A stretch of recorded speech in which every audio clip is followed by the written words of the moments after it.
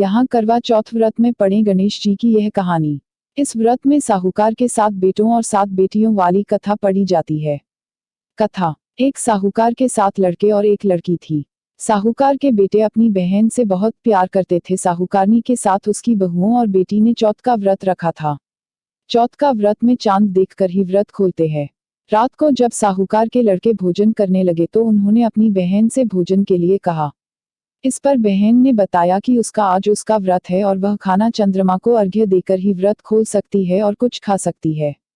सबसे छोटे भाई को अपनी बहन की हालत देखी नहीं गई और वह दूर पेड़ पर एक दीपक जलाकर छलनी की ओट में रख देता है।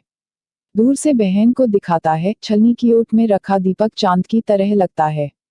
ऐसे में वो ऐसा लगता है जैसे चतुर्थी का चांद हो।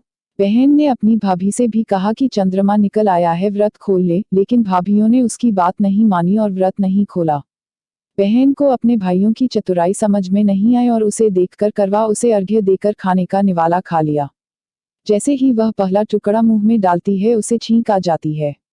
दूसरा टुकड़ा डालती है तो उसमें बाल निकल आता है और तीसरा टुकड़ा मुंह में डालती है तभी उसके पति की मृत्यु का समाचार उसे मिलता है। वह बेहद दुखी हो जाती है। उसकी भाभी सच्चाई बताती है कि उसके साथ ऐसा क्यों हुआ। व्रत गलत तरीके से टूटने के कारण माता उससे नाराज हो गए हैं। इस पर वह निश्चय करती है कि वह अपने पति का अंतिम संस्कार नहीं करेगी और अपने सतीत्व से उन्हें पुनर्जीवन दिलाकर रहेगी। शोकातुर होकर वह अपने पति के शव को लेकर 1 वर्ष तक बैठी रही और उसके ऊपर उगने वाली घास को इकट्ठा करती रही। उसने पूरे साल की चतुर्थी को व्रत किया और अगले साल कार्तिक कृष्ण चतुर्थी फिर से आने पर उसने पूरे विधि विधान से करवा चौथ व्रत किया। शाम को सुहागिनों से अनुरोध करती है कि यम सुई ले लो, पिय सुई दे दो, मुझे भी अपनी जैसी सुहागिन बना दो, जिसके फलस्वरूप करवा माता और गणेश जी के आशीर्वाद से उसका पति पुनः जीवित हो गया। जैसे गणपति और करवा माता ने उसकी सुनी, वैसे सभी की सुने, सभी का सुहाग अमर हो।